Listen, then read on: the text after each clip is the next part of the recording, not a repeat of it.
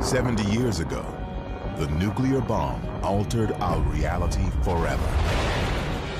For the first time in human history, we now were capable of our own destruction as a species. The bomb affects everything. It was the opening shot of the Cold War. All U.S. citizens are now going to have to be on high alert. This is a Conrad radio alert. The bomb produces some of the worst psychological tension ever in world history. An international arms race. Confrontations and close calls. Politics, culture, even sex. And there was a kind of thrilling excitement about it. Fire. Entire industries were created to build it. This incredible energy opens limitless horizons. New cameras, film stocks, and techniques devised to photograph it. Now, thanks to state-of-the-art restoration of original film masters, we can see the incredible power of this device in a new way. A technology that has changed human existence forever. The bomb has receded in the public's imagination, but it's still there. We still live in its shadow. Everybody's affected by it. There's no place to hide. It is an environmental issue, it's a political issue, it's a moral issue. It is the most important issue that we face. The bomb.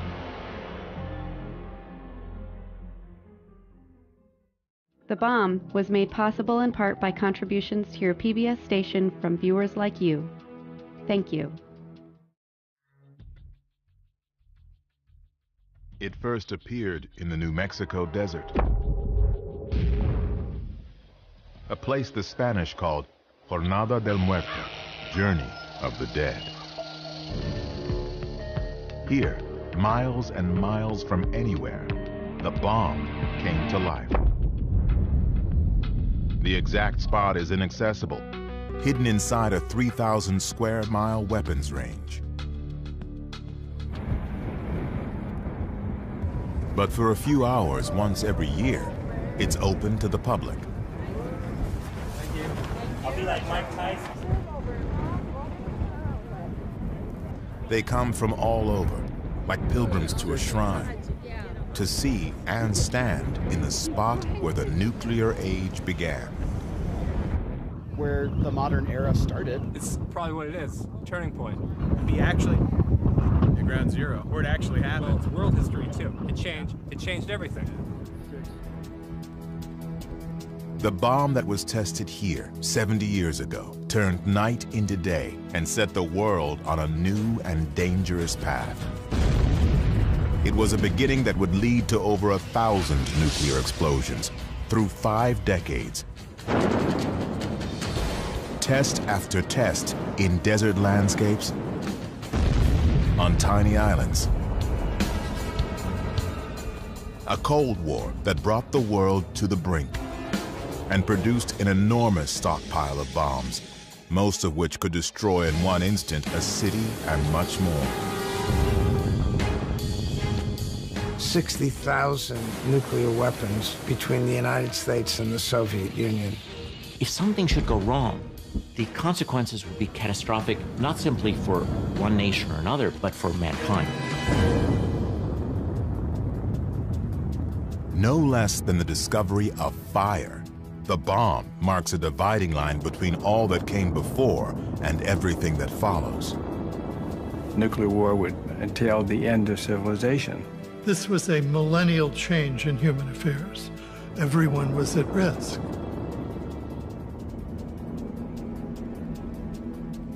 The force that first appeared on this spot, a power greater than we can imagine.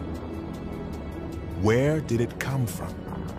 How did it all start?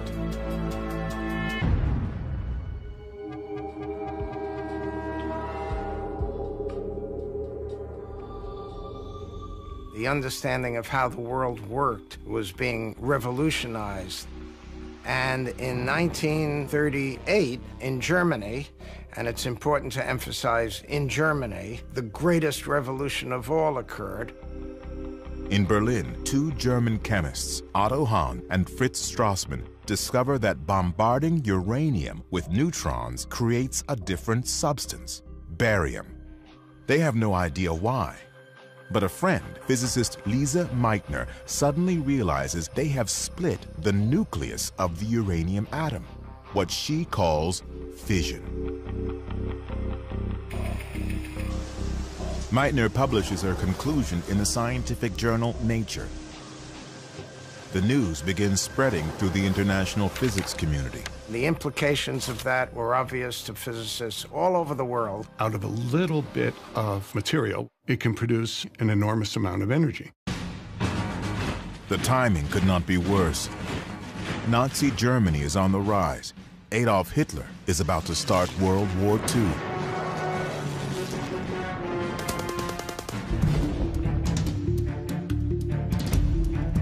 As physicists around the world digest Lise Meitner's news, they quickly realize this discovery, nuclear fission, could determine the outcome of the war. Uranium can be fissioned when hit with a neutron, producing a tremendous amount of energy. A lot of energy. Per Einstein's equation, E equals mc squared. Every physicist knew all over the world an atomic bomb could be built by the Nazis. After all, the discovery had been made in Germany. Germany had very good physicists. Maybe Hitler's building the bomb. The threat of Germany getting a bomb first is so unthinkable. Hey, we're in a race with the Germans, perhaps. But so far, the race is only in the scientists' minds. No one else understands the danger of a bomb that doesn't yet exist.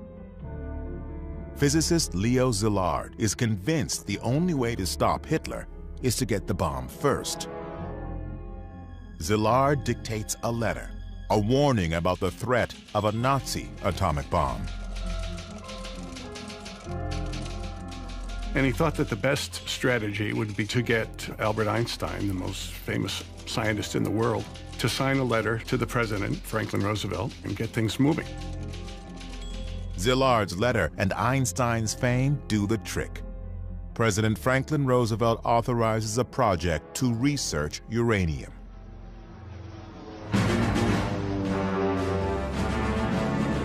Two years later, the Japanese attack Pearl Harbor.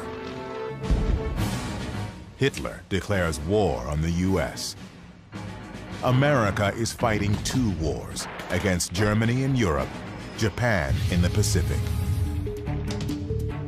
Suddenly, Roosevelt's uranium research project is critically important.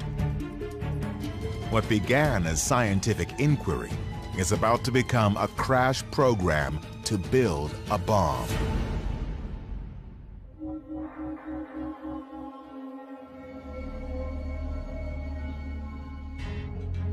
The bomb had its roots in many places, all of them managed by the U.S. Army Corps of Engineers.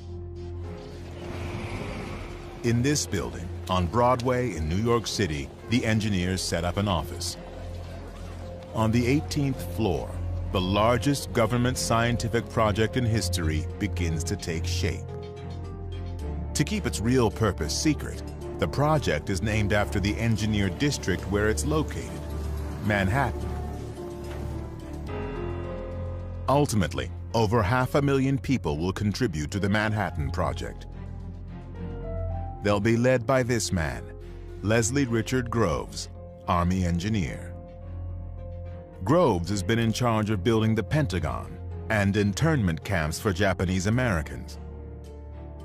Now he's itching for the next step in his career, an overseas combat assignment. Then Groves gets a surprise update from his boss. I have a project for you. And Groves realizes what it is. Oh, no, not that thing. No. He's ready to go overseas, and he's very disappointed.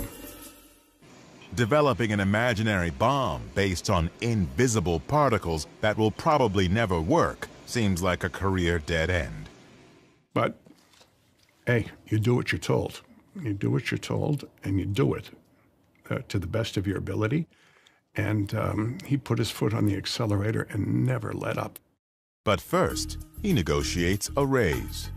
He says, I'm going to have to be a general. I mean, these scientists aren't going to respect me if I'm just a colonel. Now he gets to work. Friday, day 1, purchase 1,200 tons of uranium ore.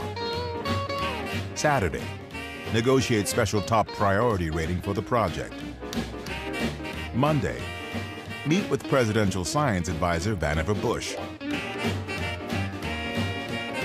Wednesday, go to Tennessee. Buy 56,000 acres of land for factories. Next, visit universities and meet scientists. Columbia, Harold Urey. University of Chicago, Arthur Compton. Berkeley, California, Ernest Lawrence. Back to Washington. Groves has put in motion what will become a vast industrial complex in less than 2 months. There's only one thing missing: the bomb itself. It'll be years before there's nuclear fuel ready. The uranium is produced one tiny particle at a time. But when that fuel is ready, Groves will need a design for a bomb that works. And for that, he needs scientists. He's been meeting plenty of them at Columbia, Chicago, Berkeley. No question they're smart, but they just rub him the wrong way. He's a military man, so we've got a clash of cultures here. Groves was a very smart man and knew a lot about a lot of things, but he didn't know much about physics. He also had a pretty thin skin about people looking down on him who had PhDs, which he didn't have. Eggheads. He thinks that these guys are up in the clouds. They're not very practical. Their politics are, for the most part, suspect. They talk too much. What about security here? This is going to be a big secret here. They're blabbing all over the place amongst themselves. They're going to have to be put in shape. Groves needs a scientist he can work with. Someone who can turn theories into a working bomb, and run a lab, and manage a team of the most brilliant and cantankerous minds ever assembled in one place. Against the advice of most of the senior physicists in America, he chose Robert Oppenheimer. Oppenheimer? Oppenheimer ran graduate seminars of 15 people. That was it. He couldn't run a hamburger stand. I mean, he had no administrative record. Groves' security people were totally against Oppenheimer. They were appalled. His wife's a communist, his brother's a communist, his sister-in-law's a communist.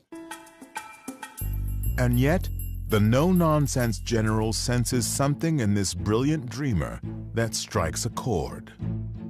Oppenheimer was very good at explaining things.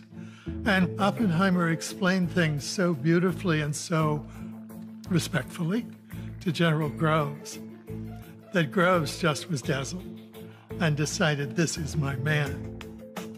It was a brilliant decision and insightful. Oppenheimer understood better than any of the others what needed to be done. And Oppenheimer saw in Groves something absolutely essential, which was Groves' ability to get Oppenheimer anything he wanted. Any person, any resources, anything. General Leslie Groves and Dr. Robert Oppenheimer, complete opposites, yet each in his own way a virtuoso, together are made for this moment. The two of them were bound together, and both saw in each other what I call the route to immortality.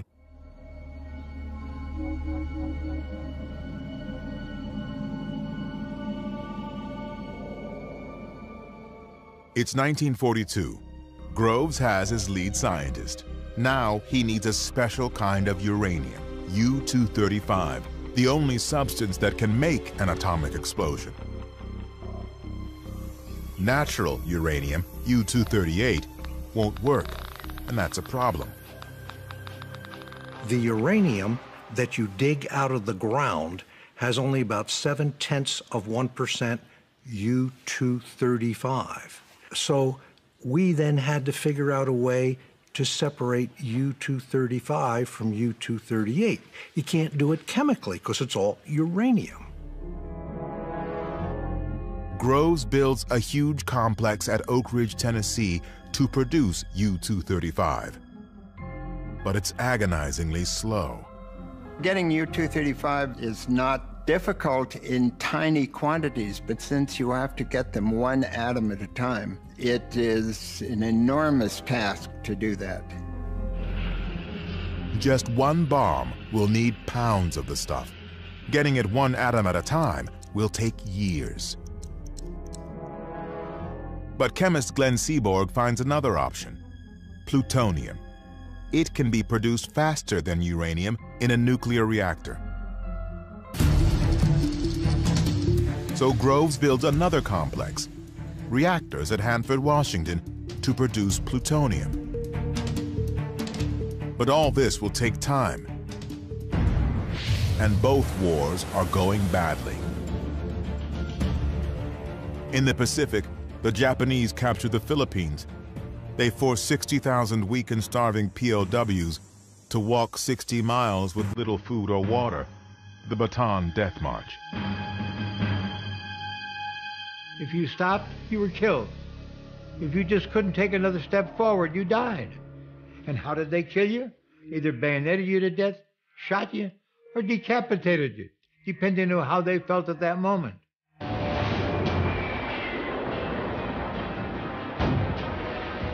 The war with Germany is just as bad. German U-boats are creating havoc in the Atlantic. Hitler's armies occupy Europe, North Africa, and are hammering the Soviet Union. And no one knows how close the Nazis are to an atomic bomb. Groves is, of course, consumed by this question of what the Germans are up to. The Nazis are already committing unspeakable atrocities. If Adolf Hitler gets the bomb, he will be unstoppable.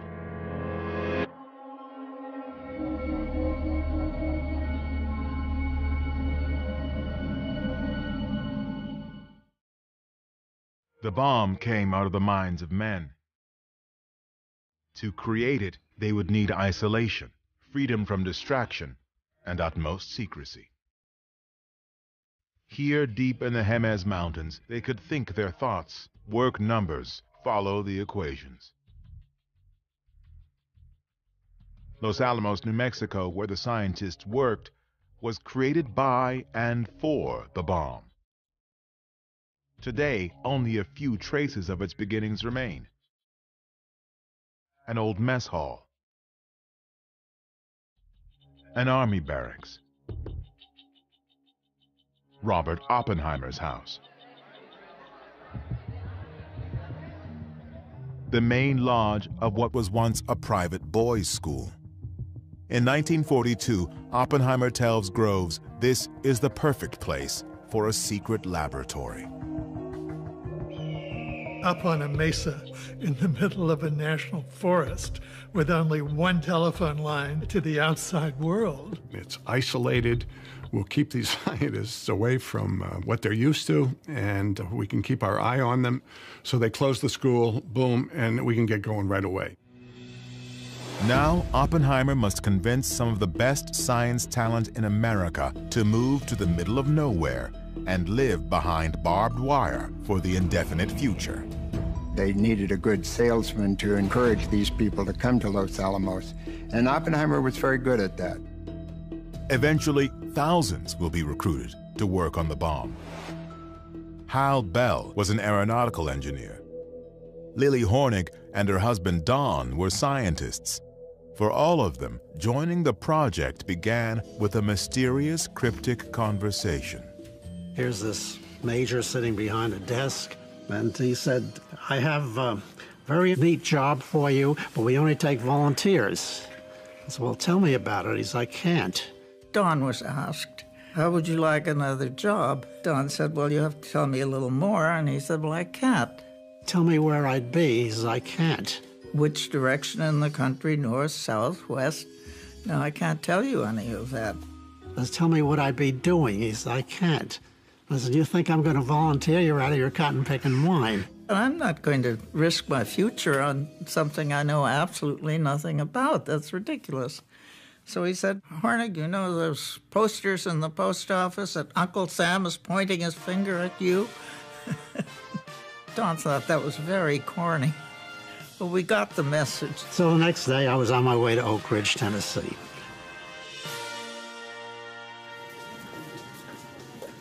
Yet even in the midst of a national emergency, some assets are ignored. The women at Los Alamos ran the schools, the libraries, they did a lot of the calculations, but this was a male environment. Some women do work as typists and machine operators, but of more than 400 scientists at Los Alamos, less than 10 are women. Lily Hornig is one. They said, how fast do you type? And I said, I don't type. And they said, what makes you think you can have a job? I said, I'm a chemist with a master's degree and a year of work experience. And eventually they turned up a job in the chemistry division. So they took some women, but they made it very clear that we were not top drawer. The first lesson everyone learns is secrecy. Officially, Los Alamos doesn't exist. It's called Site Y, or the Hill. The bomb is referred to only as the gadget. You only need to know enough to do your job and no more. And don't be inquisitive about anything more. Everything was hush-hush, go where you're told, and there was no preliminary information given to me. They knew exactly who I was and why I was there, and that was better than I knew. I knew very little about the project. I just picked up rumors about their building balloons up there, submarines. You did not talk about bombs, atoms, uranium. You just didn't say that. My wife didn't know what we were doing. Oak Ridge, Tennessee, where uranium is produced, has been created nearly overnight. This was a town that 1 year before had just been a farm and suddenly was a large city with 70,000 people, houses, streets. Los Alamos, New Mexico is far more remote and much less developed. One of the scientists here, Hugh Bradner, has a movie camera. The Bradner home movies offer a rare glimpse of life at Los Alamos. The films are remarkable because they exist at all. A look inside the most secret facility in the world, hidden deep in the remote West. Many of these people had come from, urban academic places, and here they were living a rather primitive life. The living conditions were rough Western. You could turn on the water tap and worms were as likely as water to come out. There was mud during the rainy season. On the other hand, there were parties, and Oppenheimer was a great lab leader, and the punch was spiked with 100% lab alcohol. So it became exciting. Their average age is 25, and they know their work may be the only thing that can prevent a Nazi atomic bomb. I came to this country at the age of 12 from Hitler, Germany, and my motivation was very much tied to that. All of them were told that they could shorten the war through their efforts, and that was enough to know at the time. By spring 1944, they have a design. It resembles a gun. 2 chunks of nuclear fuel will be slammed together, creating a critical mass and a nuclear explosion. It's simple, but there's not enough fuel to test it. Uranium production is so slow it will take years to make enough for just 1 bomb. Since plutonium can be produced faster, it is the key to making multiple bombs. The success of the entire project depends on making plutonium work. But when physicist Emilio Segre gets the first tiny sample of plutonium from Hanford, he makes a devastating discovery. A plutonium gun bomb will melt, not explode. The gun-type plutonium bomb will not work. It was a disaster. There was just enough uranium for one gun bomb. If you couldn't use plutonium, there would only be one bomb. Maybe this whole $350 million is going to go for naught because plutonium won't work. Oppenheimer really considered resigning from Los Alamos at that point. It's a dead end. Los Alamos scraps the plutonium gun design and starts over. After years of work, they can only count on one uranium bomb. It's summer 1944. The Allies have invaded France, but the outcome is still in doubt. Nazi scientists are introducing frightening new weapons. The world's first jet fighter, a cruise missile, and a supersonic rocket. They could be close to an atomic bomb. We knew they were working on it, but we didn't know how far along they were. The war could be lost if Germany got it first. In Los Alamos, they've got a new approach, a possible way to use plutonium: implosion. Usually an explosion is outward. This time they're going to push a ball of plutonium and compress it. Taking a ball of plutonium and using explosives to compress it might be impossible, but it's their only hope. That was the greatest problem at Los Alamos, how to make plutonium work. They reorganized the laboratory, and there's a crash program for implosion. Chemist George Kistiakowsky from Harvard is brought in to work the problem. Kistiakowsky will spend the rest of 1944 and beyond experimenting desperately trying to make implosion work. As complex and daunting as implosion is, Kistiakowsky and his small team will not be nearly enough. They turn to the British, who send some of their scientists to Los Alamos. Groves wanted all of them vetted for possible security infractions. And the British said, no, they're okay. We'll take care of them. Among the new arrivals is a quiet and strange refugee from Germany. His name is Klaus Fuchs. He was a very good physicist. He made interesting suggestions, very cooperative, but a sort of an odd guy, and he made me uncomfortable. Although no one seems aware of it, besides being brilliant and odd, Klaus Fuchs is a dedicated communist. In a few short years, his presence at Los Alamos will come to haunt Groves and Oppenheimer.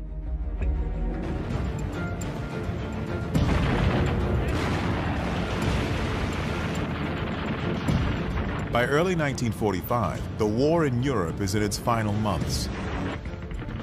Nazi Germany is being squeezed between Americans, British and French on the west, and Soviets on the east. In Los Alamos, the design for the uranium gun bomb is complete. All that's missing is the uranium. There should be enough for one bomb by summer. As for a plutonium bomb, they're still working on implosion. Then, in April, tragedy. When he heard that his chief was dead, his simple humanity expressed itself in these words to Mrs. Roosevelt: "What can I do to help?" Now, ultimate authority over the bomb falls to Harry Truman. My duties and responsibilities are clear. I have assumed them. But there is one enormous responsibility that's not at all clear. Incredibly, Truman has never even heard of the bomb. He's got this responsibility that he really didn't know about. because Franklin Roosevelt didn't tell him. He had been the vice president for 82 days. He had met once with Roosevelt, essentially for a picture. Oh, by the way, here, you're in charge of a project that could end human civilization. Thank you very much. In May, Germany surrenders. The war in Europe is over. Hitler and the fear of a Nazi atomic bomb, the very things that gave birth to the whole project, are gone.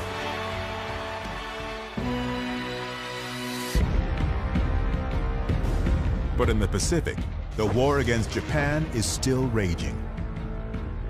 The job wasn't done. I was a boy of 7 that spring of 1945, and I remember vividly, there were still young men being killed every day. The race may have been inspired by fear of Germany, but Japan is now the only enemy and thus target for the bomb.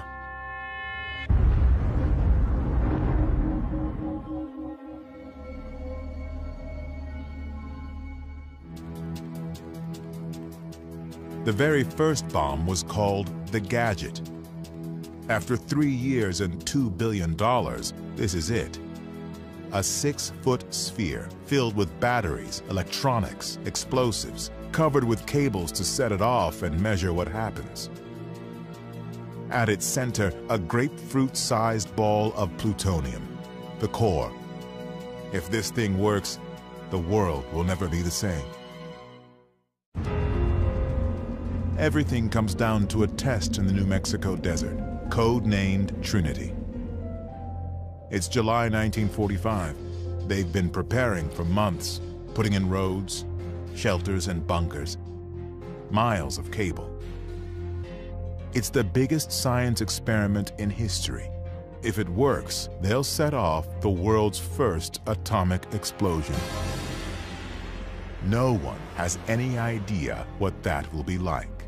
They need to measure, record, photograph everything. Radiation levels, shock waves, temperatures, all unknown. All must be documented.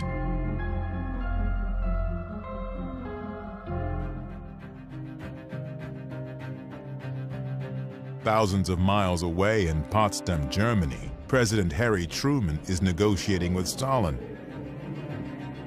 Does he have an atomic card in his hand?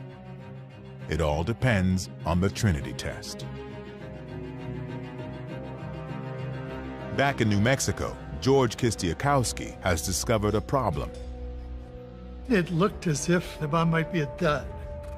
Since they had poured the explosive and it was hot when it was poured, there was the possibility there would be bubbles in there. So Kistiakowsky decided he had to fill those bubbles with liquid explosive. Now Kistiakowsky must drill holes in the explosive and carefully fill each bubble. The outcome of the test depends on his fix, and there's no way to know if it will work. There was a test on July 14th, a full-up explosive test, that went really bad, which then made him worry even a little bit more. They are out of time. All they can do is press on and hope. They'll hoist the bomb to the top of a 100-foot steel tower. They pile mattresses under it, just in case.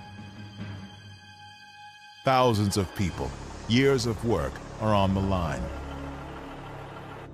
The last crucial piece, the grapefruit-sized plutonium core, a $350 million box, is delivered by car from Los Alamos. In Potsdam, Truman waits.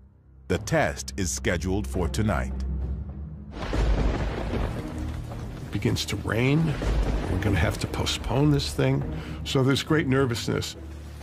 Most everybody really had a knot in their gut about all the electronic connections and there's a zillion things could go wrong. The weather looks bad, but Groves refuses to give in. And Groves becomes his own weatherman here and decides, we're going to have this test at 5:30. It looks as though it might clear just enough to get the test in. Dawn was just beginning to break. we heard the countdown. 10 seconds. It's July 16th, 1945. 3 years, hundreds of thousands of people, the futures of Groves and Oppenheimer. Their careers involved. There's $2 billion spent. 7. Unproven science, a president waiting, a chance to end the worst war in history. 3. Will it work?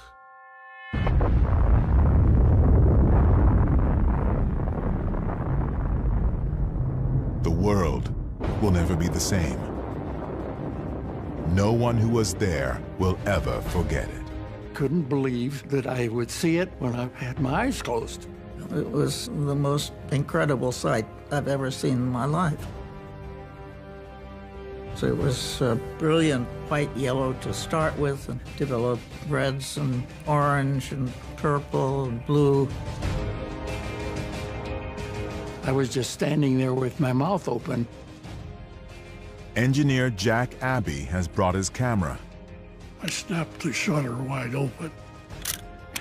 Jack Abbey's picture is the only properly exposed color still photo from that night.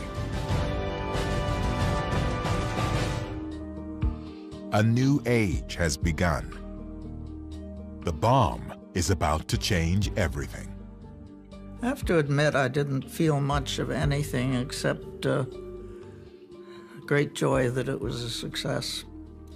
It was really later that we all began to think more about it. The thing worked. And there was plutonium flowing from the Hanford reactors to Los Alamos. Groves now knows they can make implosion bombs as fast as plutonium is produced. In Potsdam, Truman gets the news. What to do about the Russians here? Should we tell them? What's going to happen after the war? Truman tells Stalin the U.S. has a powerful new weapon.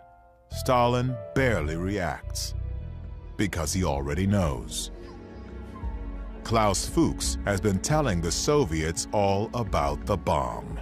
Stalin and the people closest to him were very well informed about the progress of Manhattan Project.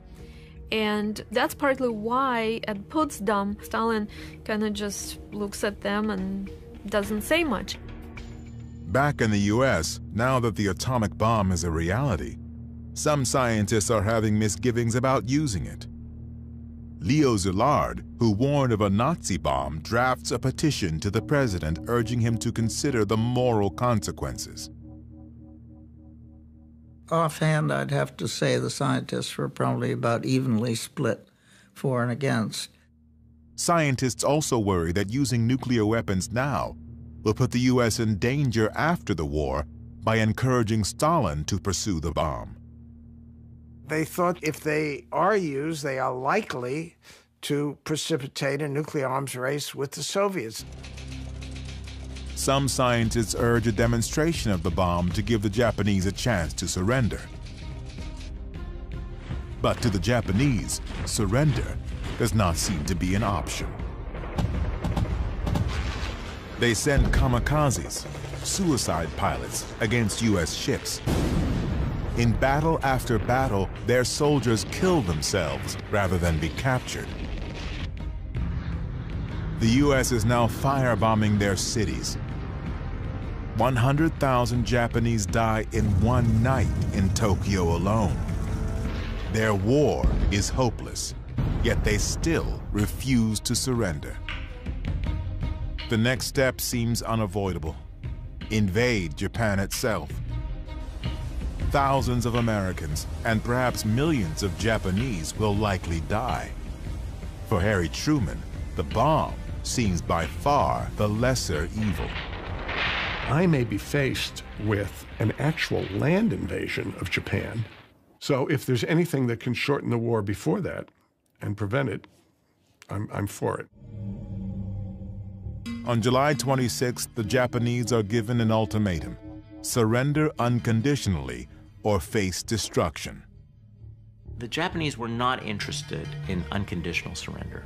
They wanted their emperor to remain in power. They wanted to oversee their own war crimes trials. They did not want U.S. occupation of the home islands. The Japanese reject the ultimatum. Now, all the pieces fall into alignment. Japanese leaders who cannot bring themselves to stop. A massive science project that has spent $2 billion racing to create the bomb. A president facing a horrific battle who suddenly sees an alternative.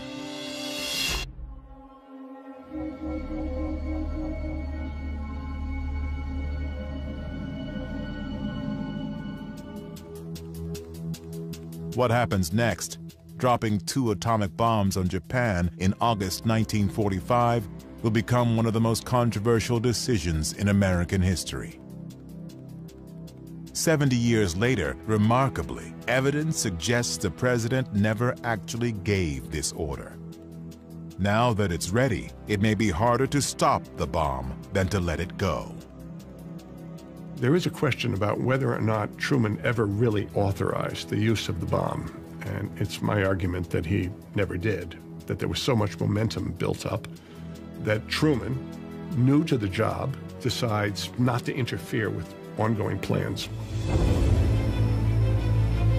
On Tinian Island in the Pacific, the uranium gun bomb, nicknamed Little Boy, is ready. It's never been tested, but it's so simple that they are sure it will work. The bomb is loaded into the B-29 Enola Gay. A few hours before dawn on August 6th, the plane takes off. It flies 1,500 miles through the night. At 8:15 a.m. over Hiroshima, it drops the bomb. Now the bomb controls its own destiny. When it's 1,900 feet from the ground, it explodes. A fireball a quarter-mile across reaches 10,000 degrees. Anything close to the center is vaporized. Then a shockwave explodes buildings, knocking down anything in its path. Almost everything within 1 mile is totally destroyed. Only a few concrete structures remain. Where something or someone absorbed the heat, a shadow is left behind. At least 80,000 people die.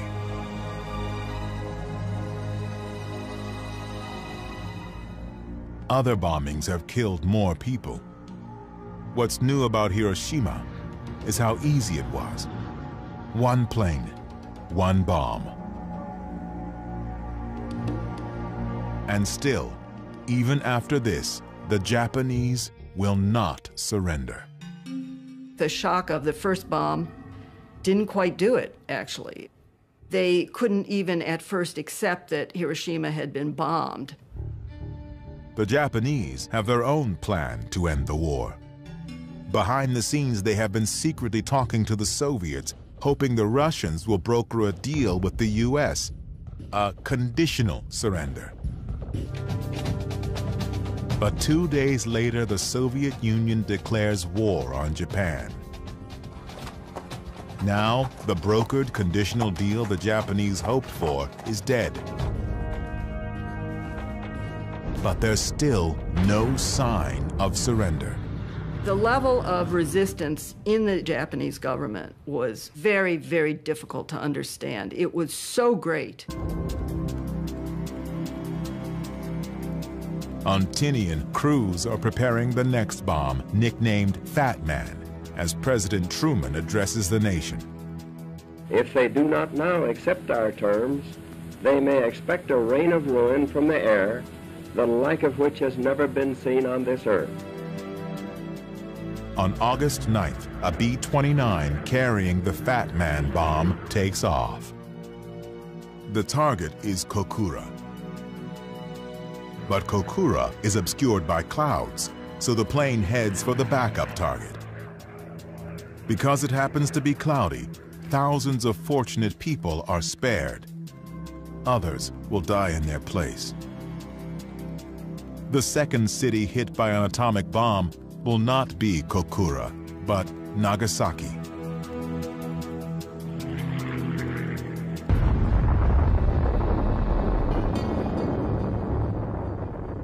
Nearby in POW Camp 17, Lester Tenney sees the explosion. We saw this tremendous cloud rise, and it was the most unusual thing. It seemed to have a pedestal, and we had no idea what it was.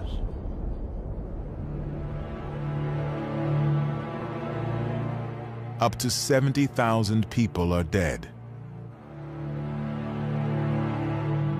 Even now, after the Soviet invasion and 2 bombs, Japanese leaders still cannot agree about surrender. The Russians invade them, they still do not surrender. The second bomb was dropped, and then the emperor decided to surrender. Even then, the Japanese army did not want to. Nothing speaks well for the Japanese. Nothing. The emperor and his advisors were callously uninterested in the lives of their citizens that were being lost. They just did not care about how their people were suffering. While the Japanese leaders try to make up their minds, Groves is planning more atomic attacks. The orders for the bomb are to keep using them as made ready, that very important phrase. So the bomb after Nagasaki if necessary, and a bomb after that if necessary, and a bomb after that if necessary. They will drop atomic bombs as fast as they are built, 3 or 4 a month. And finally, Truman said, enough. No more until the president authorizes them. Finally, the day after Nagasaki, Japan agrees to surrender on one condition. They keep their emperor. I have received this afternoon the unconditional surrender of Japan. Truman agrees, though he calls it unconditional. No qualification. That was Japan's hope, was to surrender conditionally, to have some say in how it would happen. In POW Camp 17, the prisoners sense something's up, but they don't know what. Lester Tenney tries a daring experiment. Speak to a guard without bowing. Now, if you saw a Japanese guard 2 blocks away, you better stop, turn to him and bow, or you're beaten. And so I went outside and saw the Japanese guard right out there. And I just walked up to him in my best Japanese. I just said, "Konnichiwa, Tomodachi." And I never did stop and bowed. And he stood at attention. And within a matter of 5 or 6 seconds, he bowed to me. He bowed to me. The war is over. The war is over, period. Just exactly like that. On September 2nd, 1945, Japan signs the surrender documents. World War II is over. The war was finally over. We were so relieved. It's official. It's all over. It's total victory.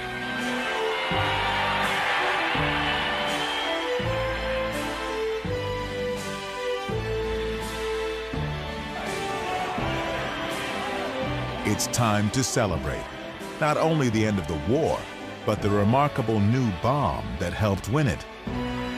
After years of secrecy, overnight, the gadget is big news. And all of a sudden, it's not only out, but here it is in the newspaper in front of me. I bought 6 papers of the different kinds, but it was a shock. It's a whole new era, the atomic age, with its own Genesis story. Secret cities, massive factories, the genius and the general are suddenly part of the culture.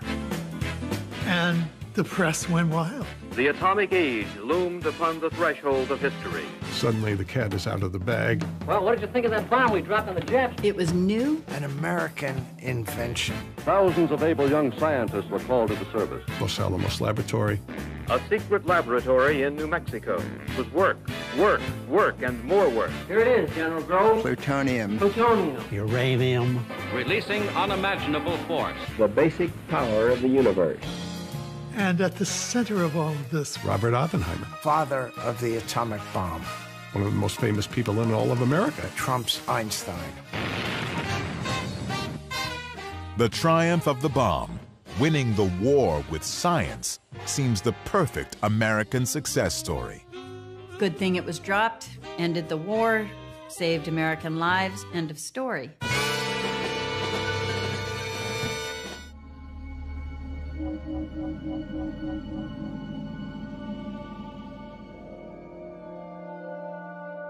The bomb seems to have brought an answer for how to end the war, but it has also raised questions. The question right away became, when are the Soviets going to get a weapon? When are they going to get the bomb? Scientists who warned about Hitler having the bomb now worry about the US and Soviets getting into a competition to build more and bigger bombs, a nuclear arms race. Little do they know, it's already too late. The race started the minute Stalin saw pictures of Hiroshima. Suddenly, this project that's on paper comes to reality, and the destructive possibilities of this bomb were made clear. The Soviets felt very vulnerable, and that spurs Stalin into action. It's after the Hiroshima and Nagasaki bombing that Stalin creates the crash program to catch up and create the Soviet nuclear weapon. The Soviets have an invaluable head start, thanks to espionage. Not one, but two scientists at Los Alamos are spies. Klaus Fuchs, who was German, and another spy who was an American, a graduate student at Harvard named Ted Hall. Having two independent sources inside Los Alamos is an incredible espionage coup. Well, imagine when Apple was designing the iPhone, and if Apple's competitors had two people in the room with Steve Jobs, listening to Steve Jobs work through the various difficulties and snags. They don't have to make the mistakes that Steve Jobs is making.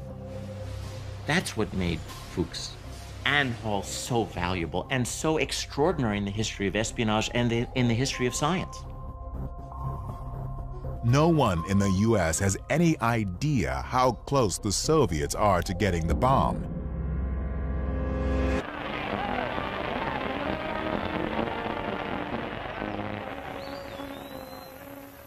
With the war over, Americans are getting back to normal, enjoying peace. But the atomic bomb is a question mark hanging over the future. The Manhattan Project is still in place. What to do about the bomb, how many we have, how many to build. At the secret laboratory in New Mexico, the scientists are anxious to go home to their universities. You had a group of young professors who had good jobs to go back to in academia, and you had young students who had not yet completed their studies. You got to remember, they're living here in little wooden shacks with coal stoves, eating bad food on mud streets. So as soon as the war ended, everybody left. The town dropped from 4,000 people to like 1,000 people in just a matter of weeks. Robert Oppenheimer, whose vision created Los Alamos, is one who leaves. The lab he built now seems destined to fade away.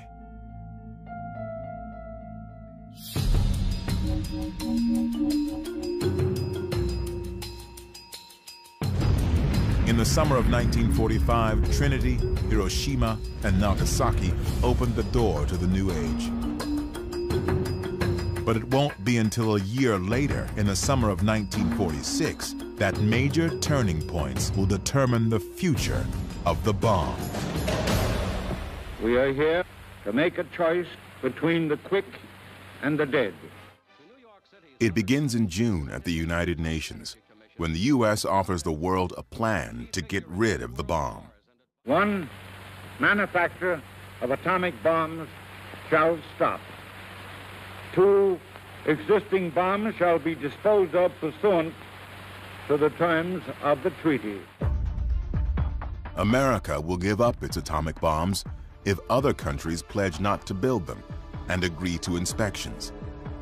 It's an idea that will become known as trust but verify. The Soviets refuse to pledge anything unless America gives up the bomb first. The battle to save mankind from destroying itself is still deadlocked. It is later than we think. Debate will continue for months. It's late June 1946, and the nuclear arms race will soon explode. Time now is measured in seconds. 5, 4, 3, 2, 1, fire! Just a few weeks later, a huge fleet of warships is sent to the bottom of the Pacific Ocean by the atomic bomb. Today, they still lie where they sank, Bikini Lagoon.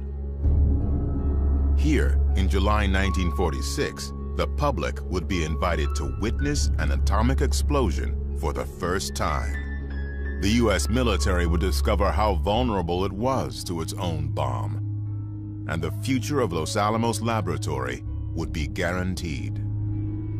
All the result of an event appropriately named Crossroads. Crossroads is the brainchild of this man. Louis Strauss, or Strauss as he liked to be called. A curious figure of a man who had been a shoe salesman and had made himself very rich. And then he was an admiral in the Navy, but he never sailed a ship. Extremely politically ambitious. Strauss is worried about the Navy. How will the new atomic bomb affect its future? Historically, what did we have in the country? We had an army and a navy. What does the bomb mean for each of them? It's the thing to have. It's a winning weapon. Everybody wants it. But only the Air Force has it. And in 1946, the Air Force is still part of the Army. People have been arguing that the Navy's obsolete. Now, Air Forces will control how wars are fought and won. The traditional line in the Navy during the Cold War was, remember, the Soviet Union is our adversary, the Army is our enemy. Louis Strauss thinks he has the perfect answer to the Navy's problem. A bomb test to prove Navy ships can survive atomic weapons. Operation Crossroads. Sort of a contest between the Navy and the Air Force, in which Air Force bombers will try and sink Navy ships. The first casualty in the contest is Leslie Groves. The Navy, not Groves, will be in charge of Crossroads. They'll do the test in the middle of the Pacific Ocean at the tiny island of Bikini. The Navy evicts the residents and assembles a target fleet. Over 90 captured German, Japanese, and surplus U.S. warships will be bombed. There'll be 3 explosions, Able, Baker, and Charlie. 1 in the air, 2 underwater. Crossroads is a huge operation. $100 million, 42,000 men, 240 ships, not counting the targets, instruments, cameras, and more cameras. Film, miles and miles of it. Animals, so doctors can study what the bomb does to living creatures. And reporters from all over the world. It was a show. It was a spectacle. At last, all was ready for Able Day, tentatively set July 1st, 1946. The show begins. Dave's dream is roaring down the runway, engines singing. For the first test, Able, they'll drop the bomb from a plane. Bomb bay doors are open. The plane approaches. The bomb is dropped.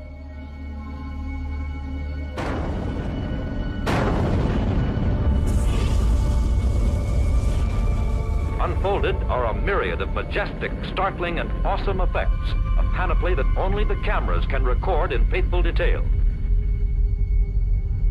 The bomb, the same Fat Man model dropped on Nagasaki, has a force of 20,000 tons of TNT. B-17 drones flown by remote control are sent into the mushroom cloud to take measurements. It's the first nuclear explosion to be witnessed by the public. But the public is 18 miles away, and after all the buildup, I'm a bit disappointed as to the size of the flash. You didn't see ships flying through the air, and the first reaction was, the atomic bomb, not such a big deal. 3 weeks later, a second test, Baker. This time, the bomb will be underwater. The scientists think it's a terrible idea. They warn that exploding an atomic bomb underwater will create a witch's brew of radioactivity, releasing enough plutonium to poison the entire armed forces of the U.S. They knew what was going to happen when you set off an underwater explosion. It was going to make a lot of contamination. But I guess they lost out to Admiral Blandy. Navy Admiral William Blandy is the man in charge of Crossroads. And from the start, he's got a PR problem. I am not an atomic playboy, as one of my critics labeled me, exploding these bombs to satisfy my personal whim. Many considered it a boondoggle. The bomb will not start a chain reaction in the water, converting it all to gas and letting all the ships on all the oceans drop down to the bottom. There was a tremendous amount of pressure, I think, on the Navy to try and convince the public that this was worthwhile. Bikini Atoll and Baker Day, the underwater explosion of the 5th atomic bomb. The bomb and instruments are set into action. Aboard the Los Alamos firing ship, nerves are stretched to the breaking point. 5 radio control circuits will set off the blast in this prelude to push-button warfare. 3, 2, 1, fire.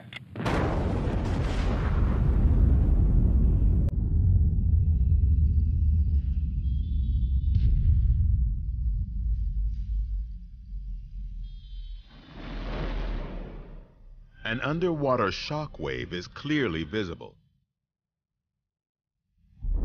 In the first 1 second, 2 million tons of seawater are lifted into the air.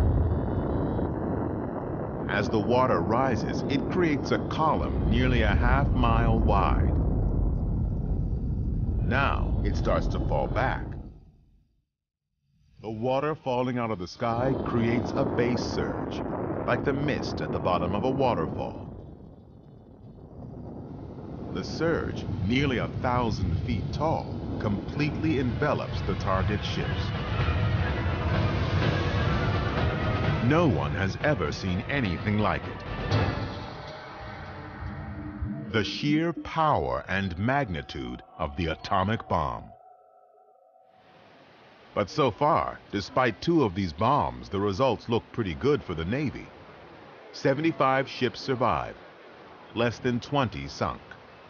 The Navy felt that they came out of it with flying colors, and Blandy said, yes, the Navy can withstand the atomic bomb. The Navy plans to put sailors on these ships and sail them triumphantly back to the U.S. But there's a problem. At first, there seemed to be little damage, but succeeding days told a different story. The 1,000-foot-high wave of water that drenched the ships was highly radioactive. The ships are now contaminated. Geiger counters rattle wildly. The area is loaded with death-dealing gamma, neutron, and other lethal rays. And there is no complete protection against this terrifying invisible killer. At first, the Navy simply doesn't believe it. You can't smell radiation, you can't feel it, and these Navy guys were just going to get back on their ships and survive the bomb. Now they have no idea what to do. The ignorance was rampant. There was no real plan for decontamination. They try hosing down the ships with seawater. Trouble is, the seawater itself is now highly radioactive. And when the sailors go back to their own ships to change clothes, they contaminate those ships too. The man in charge of radiation safety, Army Dr. Stafford Warren, tries to cancel the operation. Stafford Warren doesn't want the sailors back on the ships, but it's pretty hard to go up against the entire U.S. Navy. In desperation, Stafford Warren gets a fish from the lagoon and places it against a piece of film. The fish is so radioactive, it exposes the film all by itself. The glow was produced by the exposure of the film to radiation. Finally, Admiral Blandy and the Navy are convinced. Crossroads is halted. It's been called the world's first nuclear disaster. Only 9 ships are ever successfully decontaminated. Most of the rest are towed away and deliberately sunk.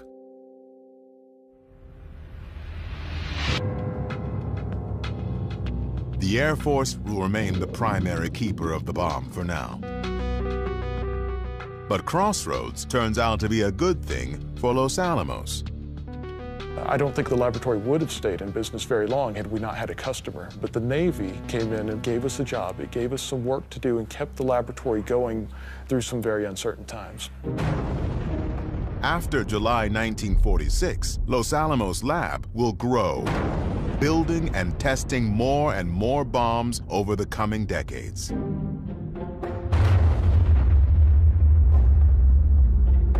Crossroads also becomes part of popular culture. Even today, the Baker shot remains the most enduring single image of the power of the bomb.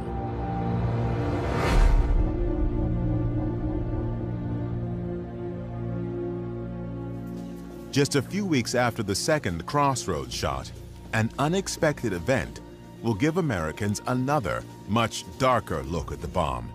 And for the first time, a major public debate about using it will begin.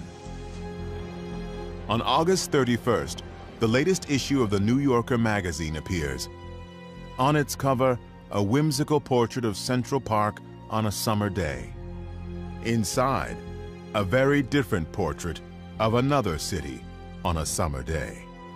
The entire issue is one single article, an essay by John Hersey about the experience of the people in Hiroshima, told through the eyes of 6 survivors. One's a Catholic priest, one's a tailor's widow, a couple of them are doctors, kinds of people that Americans can relate to. The special issue sells out in hours.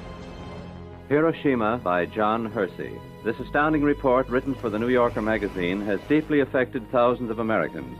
Radio networks in England, Canada, Australia, and the U.S. preempt regular programming and do live readings by actors. This chronicle of suffering and destruction is not presented in defense of an enemy. It is broadcast as a warning that what happened to the people of Hiroshima a year ago could next happen anywhere.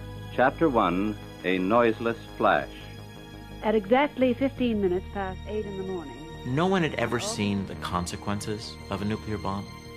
And the knowledge of what this meant doesn't really soak in until afterwards. Now, in August 46, a year after Hiroshima, one essay is giving the world a whole new perspective on the bomb. It has enormous consequences. It begins to make people rethink their attitudes towards nuclear weapons. But nuclear weapons are becoming the key to U.S. security. Harry Truman and his advisors begin to think atomic weaponry can be the basis of diplomacy. Former Secretary of War Henry Stimson worries that Americans are turning against nuclear weapons. So he writes a response to the New Yorker piece to justify using the bomb. It says there were 2 choices, use the bomb or invade Japan. And it is a false framework. There were alternatives to both the bomb and an invasion. Would Japan have surrendered without our using the bomb? There's no way of answering it one way or the other. We cannot relive history. If Truman had not used the bomb, why didn't he? My son was killed because you didn't use the bomb? An American airplane. The debate continues to this day. All that is certain is that life in the atomic age is turning out to be more complicated than it seemed when the bomb first appeared.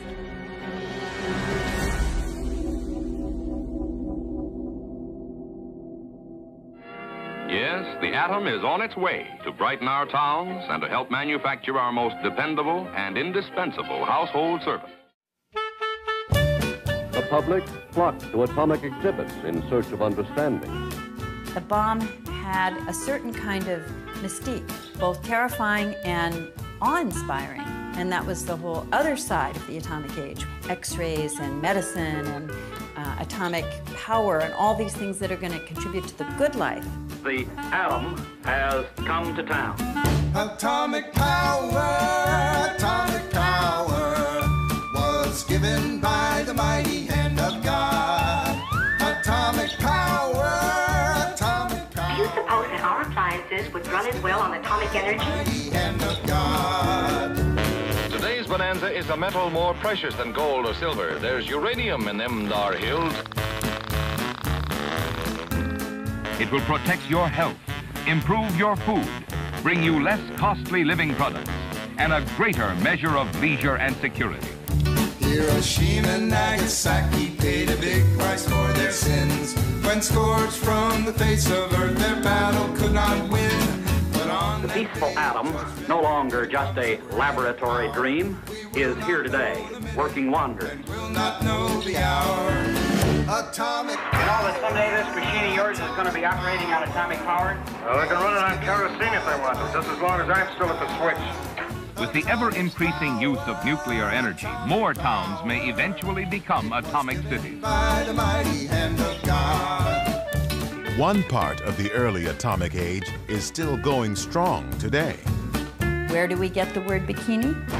The designer of the bikini bathing suit designed it 4 days after the test on the Bikini Island because of its explosive, dangerous potential. It was given by the mighty hand of God. While the country is adjusting to life in the atomic age, scientists in the original atomic city are looking to update the device that started it all. Every bomb America has is still the original implosion design first tested at Trinity and dropped on Nagasaki. Fat Man.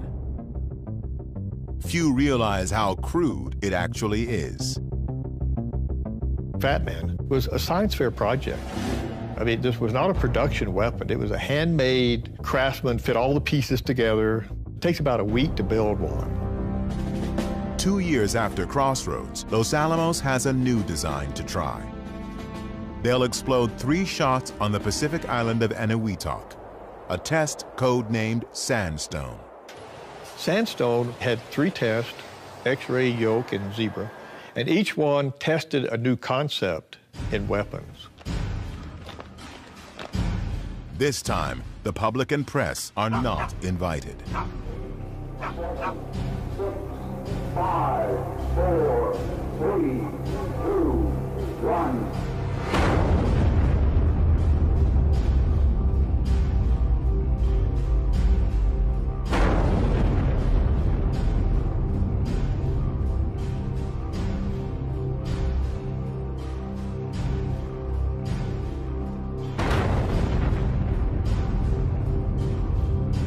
Sandstone is the end of an era. In January 1947, the bomb is put under civilian control, administered by the Atomic Energy Commission, AEC. They replaced the handmade Fat Man with a new model, the first mass-produced nuclear weapon. And they open a new lab to build the bombs Los Alamos designs. It's the beginning of America's nuclear weapons complex, a massive juggernaut that will drive bomb making and testing for decades, through multiple administrations to the end of the Cold War.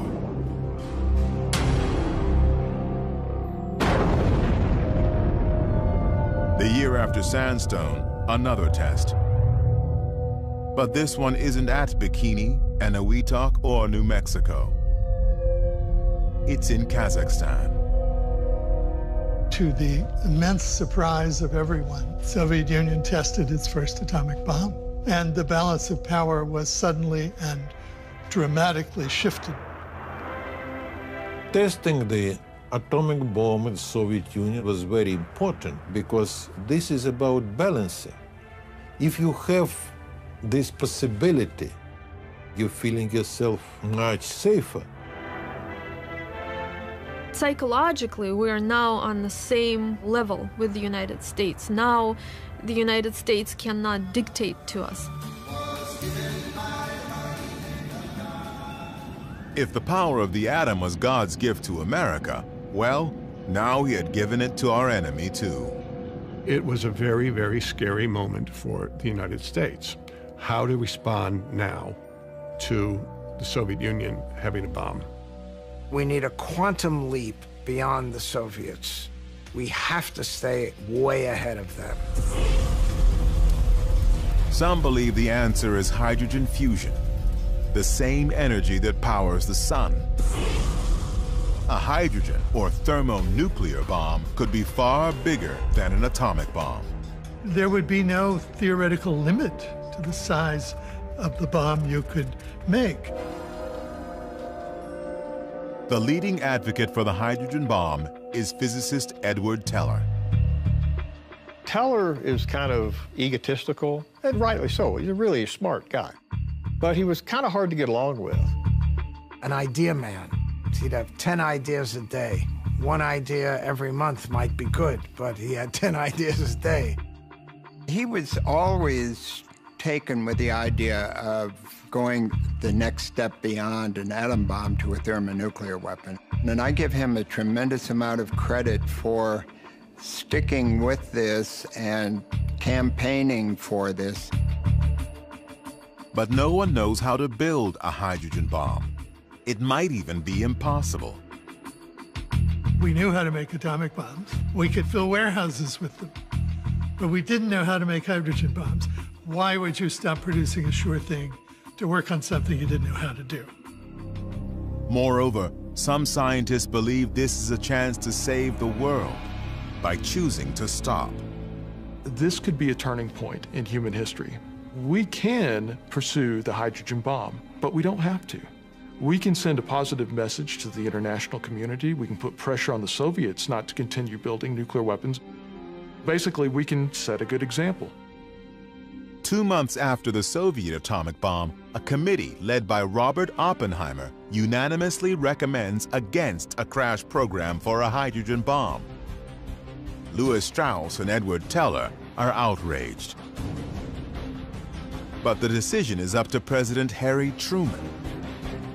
The debate over the hydrogen bomb involved the United States restraining itself without any ability to restrain the Soviets.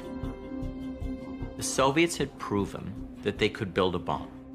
Well, that's a huge risk to take if you're president of the United States. The Soviets seem determined to expand. They already control Eastern Europe. In 1948, they cut off West Berlin, hoping to take that over as well. To Harry Truman, the answer seems obvious. Containment. Contain the Soviet Union. Don't allow it to expand. Don't allow it to grow or to gain any more influence. And if we do, it's just going to creep and creep and creep until they'll be in our kitchens. We need to speed up our work with other countries in strengthening our common defenses. We are united in detesting communist slavery. At the end of January 1950, Truman announces the U.S. will build a hydrogen bomb. Truman decides to respond with an even bigger and more destructive weapon. And this is the start of the arms race. This is the start of the escalation that will last for decades. Just days after Truman approves the H-bomb, physicist Klaus Fuchs, who worked at Los Alamos, is arrested for spying. It suggested that this was sort of a leaky system, and we had to plug the leaks. It was a shock, and this was one of the first major events that set in motion the era of McCarthyism and the Red Scare.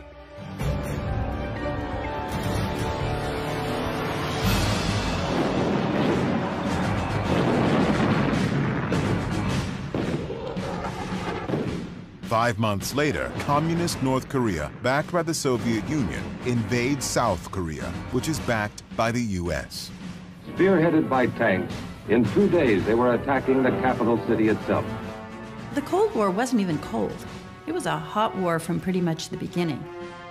There were proxy wars between the US and the Soviet Union that were fought elsewhere. When the Korean War goes badly, the US begins preparing to use atomic bombs and quickly discovers a problem. Korea is a very mountainous country, and there was concern that the bombs would not have much effect, that if we used the bombs, it might diminish their threat in the eyes of the Soviet Union. So they were never used in Korea.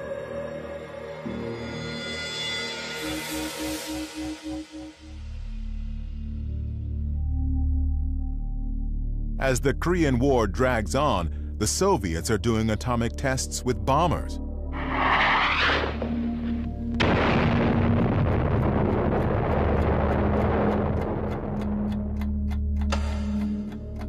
Some atomic scientists have created a symbol to show how close the world stands to nuclear catastrophe, the doomsday clock.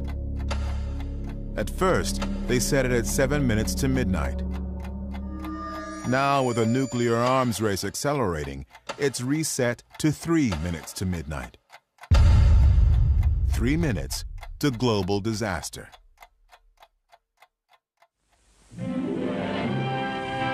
With the threat of Soviet bombers carrying nukes, Americans have to adjust to a new reality. We could be hit at home. In the Cold War, the front line was the front lawn. You have to take care of yourself. So how do you do that? And cover. And cover. You could duck under a desk, you could take shelter in your basement, and survive this. Our Congress leaves the responsibility for the personal initiative of each of us. The government does tests to see what would happen to typical Americans. We begin with the question of shelter, for shelter might save our lives if we were far enough away from ground zero. They put a family of mannequins dressed in JCPenney clothing inside a suburban ranch home. And they furnished it, they put food in there, canned goods, and they blew them up. 5, 4, 3, 2, 1.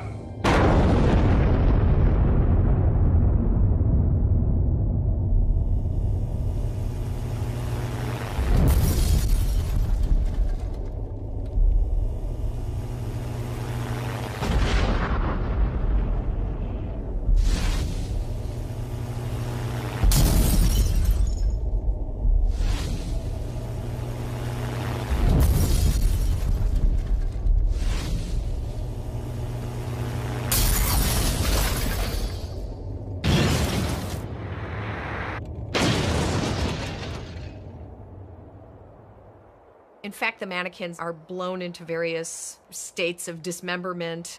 But civil defense administrators, the lesson they took from this is that if you took the proper precautions, you could move through this. But only if you do the right things. A house that's neglected is the house that may be doomed in the atomic age. A series of civil defense tests were made to discover the effects of atomic heat on American homes. The house on the right, an eyesore. Old, unpainted wood. And look at the paper, leaves, and trash in the yard. All the earmarks of untidy housekeeping. The house in the middle, in good condition, with a clean, unlittered yard. Let's see what happens under atomic heat.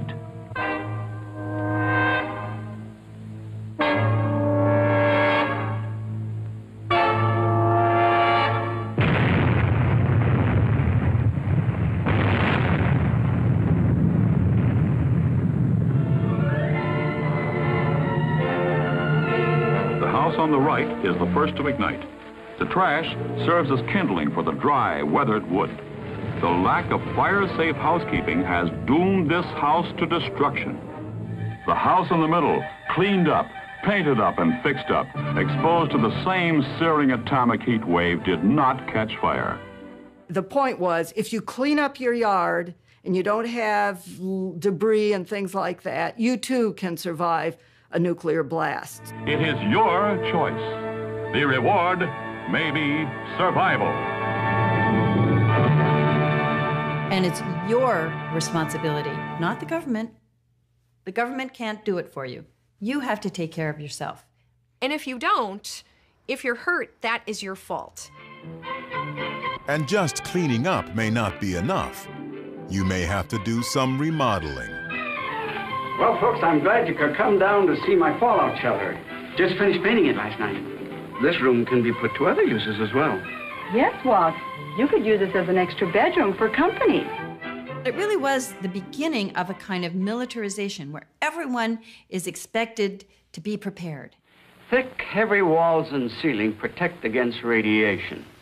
The thicker, the better. It's this preparedness culture. Well, this finishes my fallout shelter. So what is civil defense about?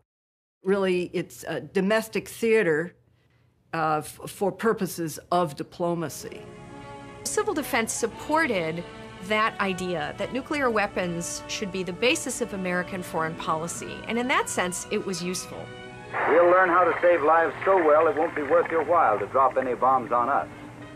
If our adversary thinks that the society can survive, it means that our threat to use nuclear weapons is more credible.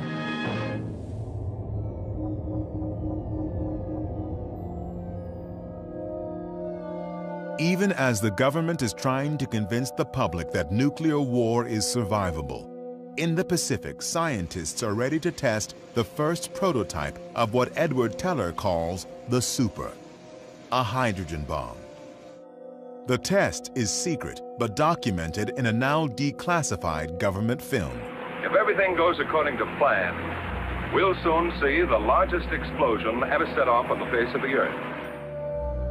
The device is more science project than weapon, not so much a bomb as a building. The liquid hydrogen fuel must be chilled to 400 degrees below zero, so part of the bomb is a refrigeration plant. The whole thing weighs over 70 tons, all to see if the thermonuclear concept will work. This is the first full-scale test of a hydrogen device. If the reaction goes, we're in the thermonuclear era. It is now 30 seconds to zero time. Put on goggles or turn away. Do not remove goggles or face first until 10 seconds after the first light. 3, 2, 1, T-0.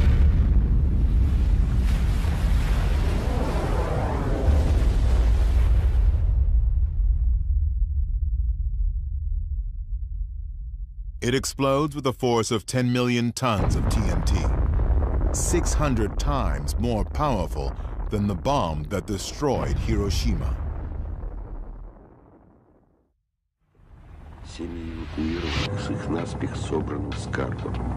Just 9 months later, the Soviets explode their first hydrogen bomb.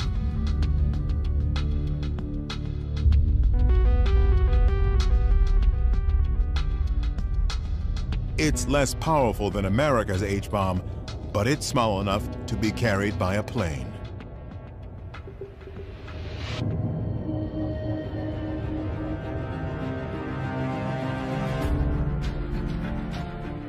The Soviet Union has solidified control in Eastern Europe, acquired the atomic bomb, supported a war in Korea, and now has a deliverable hydrogen bomb. The U.S. is in the midst of a Red Scare, a quest to root out anyone who can be blamed for communist success. In this climate of fear and recrimination, Robert Oppenheimer is about to become a target, the victim of Louis Strauss. He is a horrible, horrible person. Really one of the evil men in this story. He's already looking for a way to attack Oppenheimer and humiliate him. Strauss has never forgiven Oppenheimer for opposing a crash program to develop a hydrogen bomb. When President Eisenhower makes Strauss chairman of the Atomic Energy Commission, he sees his chance for revenge. The first thing he did when he took office was to begin a process that would lead to having Oppenheimer's security clearance lifted. The AEC has a hearing. Strauss picks the judges and the prosecutor. He gives them secret files on Oppenheimer dating back to the 30s, and he enlists the FBI. The FBI is tapping Oppenheimer's phone and his attorney's phone and feeding this information to the prosecutor. It is totally a kangaroo court. They went back over his life step by step, mistake by mistake. People come to his defense, people attack him. The women in his life. All of this communist past. And Oppenheimer got smaller and smaller and smaller, sitting in this hard chair in the middle of the security hearing. The moment of truth comes when Edward Teller is asked, "Do you believe Oppenheimer is a security risk?" And Teller very cleverly never said, "Yes, I do." What he said was, "I would feel more secure if Oppenheimer were no longer asked to advise the government." And with that, he drove in the final nail.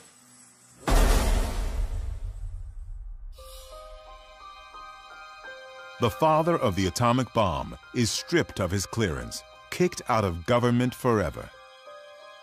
You know, it was witch hunt time. I thought that was disgusting, frankly. It achieved exactly what his enemies wanted to achieve. It destroyed him. It killed him spiritually. But Teller pays a price. The hatred to Edward was so thick you could cut it with a knife. The people who dealt most closely with Edward, I think at Los Alamos at least, disliked him for the rest of his life.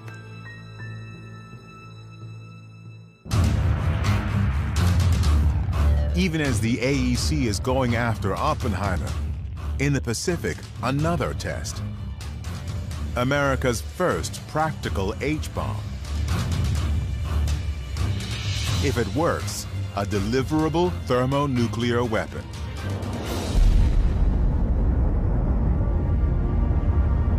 On March 1st, 1954, it becomes apparent that the bomb does indeed work. Only too well. Because of design errors, it's twice as powerful as predicted. 15 megatons, equal to 15 million tons of TNT. Approximately 1,000 times as powerful as Little Boy. This is a massive, massive weapon. The mushroom cloud rises over 15 miles, spreading radioactivity through the atmosphere. Fallout contaminates inhabited islands, and a Japanese fishing boat, ironically named Lucky Dragon. One of the Japanese fishermen dies. Over 200 islanders get sick.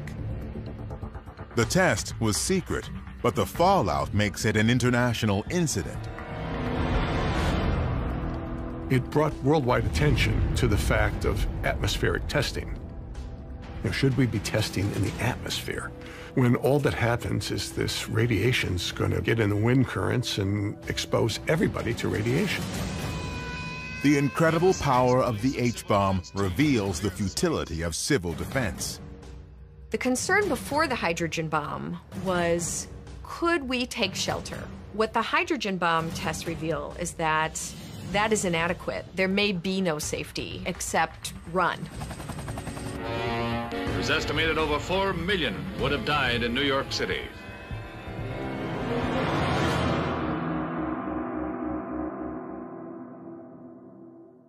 If surviving a Soviet H-bomb is impossible, the only option is to deter them from attacking in the first place. To do that, President Eisenhower creates a new policy. Any Soviet aggression will be met with massive nuclear retaliation delivered by the Strategic Air Command, SAC. The Air Force maintains part of its bomber fleet airborne at all times, prepared to proceed to specific targets. SAC is led by Curtis LeMay. LeMay realizes that the bomb has forever changed war. He saw very early that wars would last for days or even hours, and everything had to happen right up front. LeMay plans a massive first strike on the Soviet Union, what he calls a Sunday punch. Ready to go at a moment's notice, his crews drill constantly.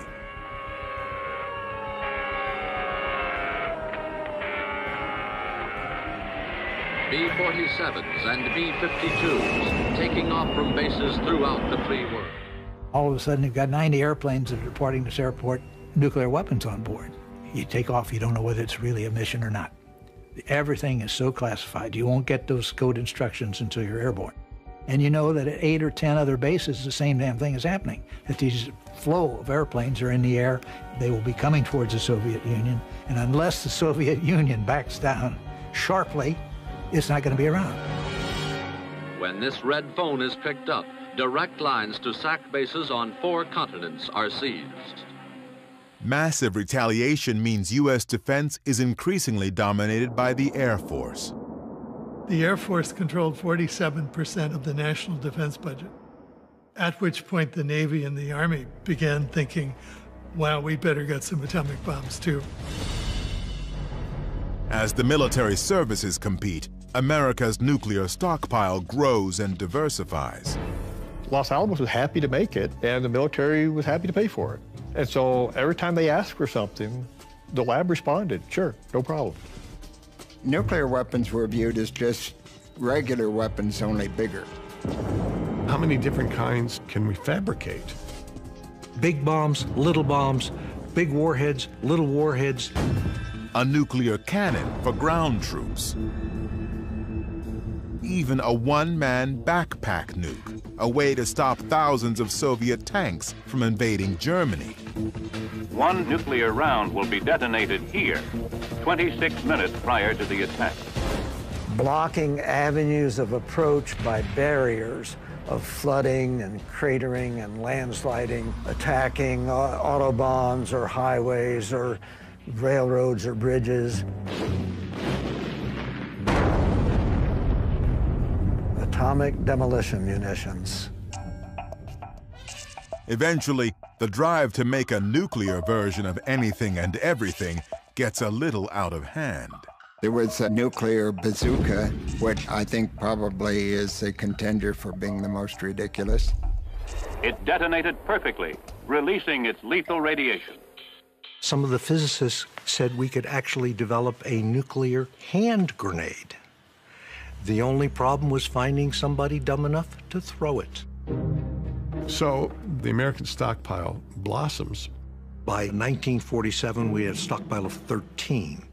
By 1953, we had over 1,100. By the late 60s, we had over 31,000 nuclear weapons and 36 different types. I kind of wonder exactly, did you really need all this? But I think a lot of it was the military thought they did.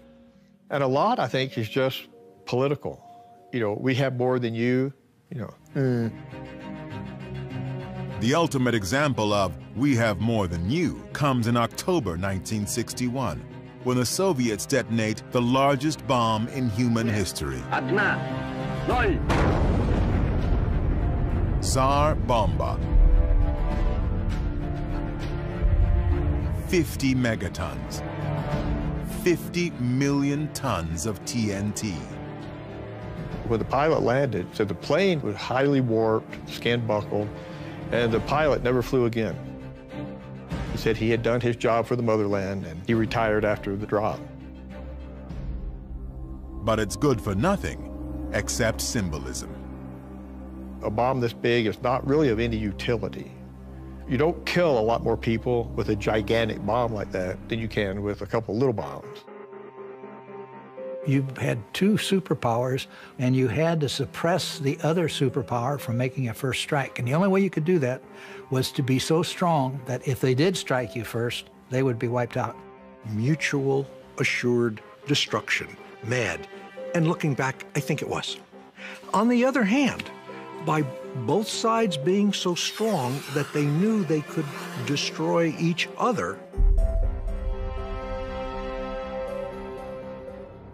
it kept the peace. Until it almost didn't. In October 1962, Soviet leader Nikita Khrushchev sees a chance to make a bold stroke in America's backyard. Khrushchev decides to put missiles in Cuba in order to change the balance of power. Even today, new details about Khrushchev's power play are still coming to light. We still don't know the full story, but it was not just the missiles. The Soviets were planning to create a massive military base in Cuba, the most powerful Soviet military base in the world. He was thinking of a remapping of the Cold War relationship. Dramatic, unprecedented. But to make it work, Khrushchev had to do it secretly. Because if the United States knew that missiles were going to Cuba, we would stop them. It almost works. But before the Soviets can complete the installation, a U.S. spy plane discovers the plan. The showdown begins with a speech. It was about 9 o'clock in the evening that they announced the speech of the president to the nation. Good evening, my fellow citizens. This government has maintained the closest surveillance of the Soviet military buildup on the island of Cuba. And my father told me, I think they discovered missiles. A series of offensive missile sites is now in preparation on that imprisoned island. The Soviets were very worried. They were kind of expecting Kennedy to announce not just a blockade, but maybe an invasion of Cuba. And then it will be strong possibility of the real nuclear war. And it will be end of the war. It shall be the policy of this nation to regard any nuclear missile launched from Cuba against any nation in the Western Hemisphere as an attack by the Soviet Union on the United States, requiring a full retaliatory response upon the Soviet Union. Full retaliatory response on the Soviet Union. And I knew exactly what a full retaliatory response meant and what the consequences of that would be. We would consider bombing you with atomic weapons. To see the President of the United States go on national television, tell the world that could happen, that got people's attention. At United Nations headquarters in New York, the Cuban crisis is the one and only subject of discussion. The issue which confronts the Security Council is grave. As Kennedy considers invading Cuba, he calls former President and General Dwight Eisenhower for advice. General, what's your judgment as to the chances they'll fire these things off if we invade Cuba? I don't believe a bit. You don't think they will? In other words, you would take that risk. Right. Something may make these people shoot them off. I just don't believe this will. Yeah, all right. In any event, of course, I'll say this. I'd want to keep my own people very alert. Yeah. No, hang on tight. Kennedy has no idea that tactical nuclear weapons are already in Cuba. They were thinking, well, if the Americans land in Cuba, then we wouldn't have to use at least tactical nuclear weapons to repel them, and maybe even mid-range weapons. Missile officers in Cuba had authorization from the Soviet Union to launch those missiles rather than allow them to be destroyed. Now imagine if Marines had landed on the beaches of Cuba and had been met by a volley of tactical nuclear weapons.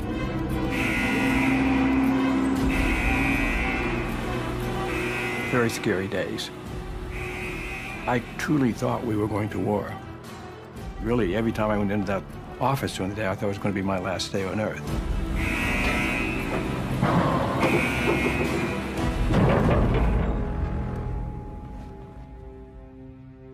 In the end, Kennedy and Khrushchev both stare into the nuclear abyss and step back.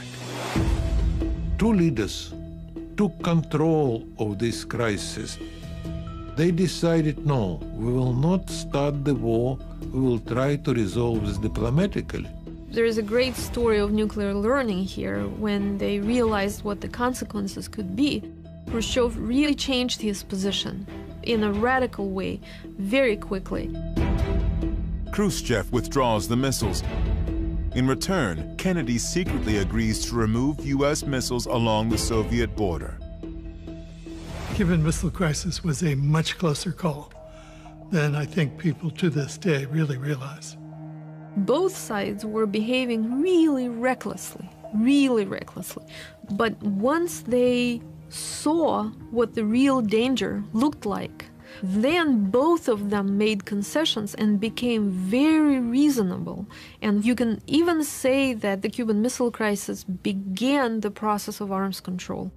As President of the United States, I now sign the instruments of ratification of this treaty. 9 months after the missile crisis, the U.S., Soviets, and Britain agree on the first Test Ban Treaty, which bans nuclear tests in the atmosphere, in space, and underwater. And within a year, the first direct hotline is established between Washington and Moscow.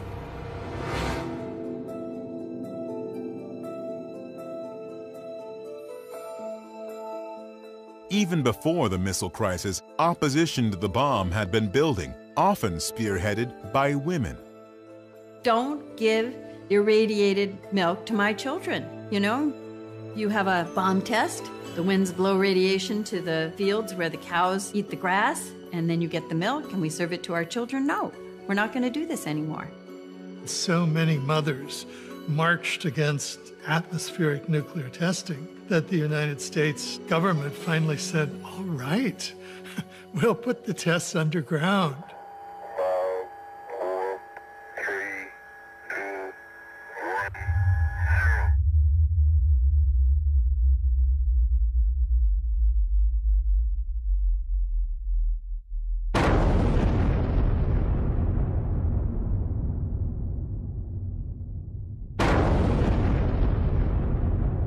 Underground tests also explore the potential to use the bomb for landscaping on a gigantic scale, possibly excavating road cuts, harbors, canals. The testing that began in 1945 and continued through 1962 included over 200 nuclear explosions.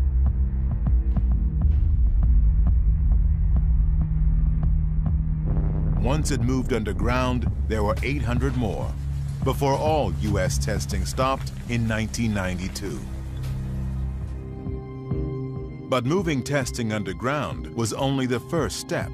Books and films began to explore what nuclear war and its aftermath would mean. Grim dramas like On the Beach, Failsafe, the dark satire of Dr. Strangelove, No Nukes, a groundbreaking concert, film, and rally. The Day After, a television movie that draws 100 million viewers and becomes a major cultural event. And War Games, which cautions that in nuclear war, the only winning move is not to play. Slowly but surely, the public is leading the leaders. What began in 1963 with the first Test Ban Treaty leads to other agreements, attempts to slow down the buildup of nuclear weapons. By 1986, Ronald Reagan is president, George Shultz is Secretary of State. In October, Reagan meets Soviet leader Mikhail Gorbachev in Reykjavik, Iceland, and something remarkable happens. President Reagan's on one end of the table, and I'm sitting next to him. Gorbachev's on the other end of the table, and Shevardnadze's sitting next to him.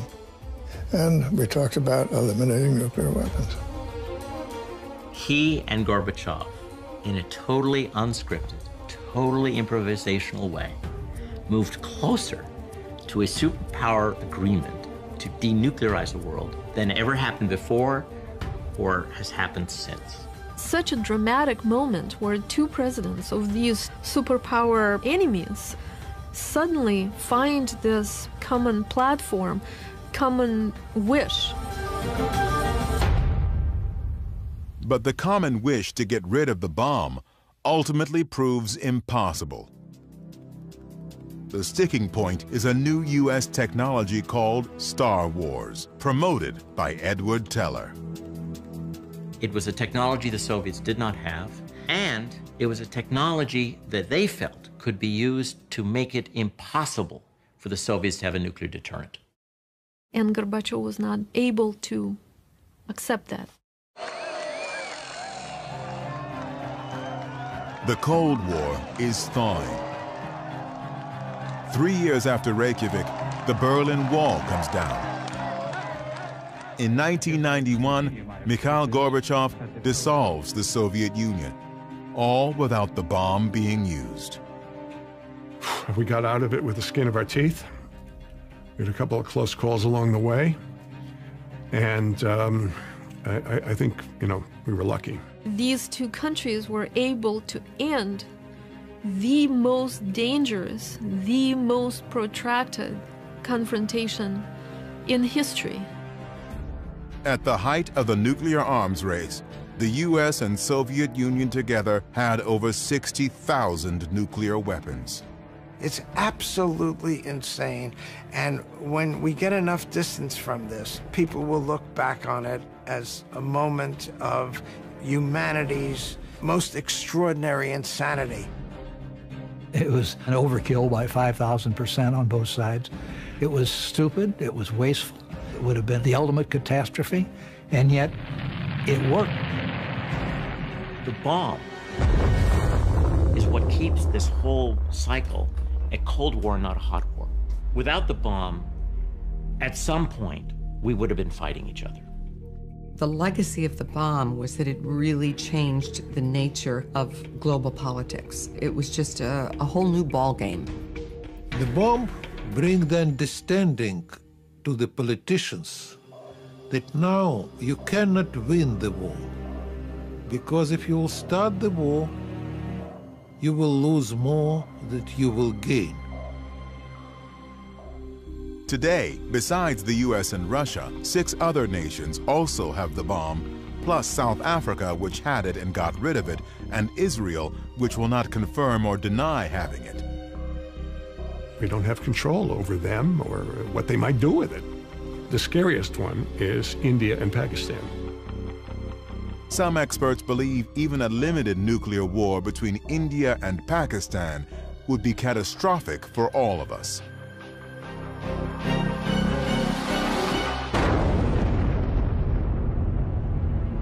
There would be so much smoke and smog from the cities burning that there would be a sort of nuclear winter around the whole world, dropping average temperatures just enough to cause crop failures worldwide. And about 2 billion human beings would starve to death. People do not understand the danger. They don't understand the likelihood it's going to happen is really high, and they don't understand the magnitude. Over 70 years ago, a few scribbles on a blackboard opened the door to a new reality. Fateful decisions set the world on a path to nuclear weapons. I don't feel any guilt or blame about it. I think my view really is if we hadn't done it, somebody else would have. And it would be with us in any case. There is no going back. The knowledge of how to destroy ourselves is here to stay. It appears that our task is learning how to live with it. I think what should give us hope is that in all the decades since 1945, not one nuclear weapon has been exploded in anger anywhere in the world. We've managed somehow to keep our thumb off the button, and let's hope we continue.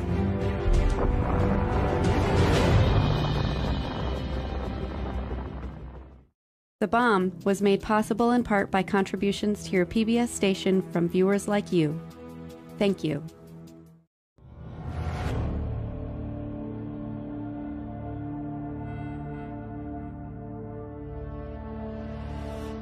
The Bomb is available on DVD. To order, visit shoppbs.org or call 1-800-PLAY-PBS.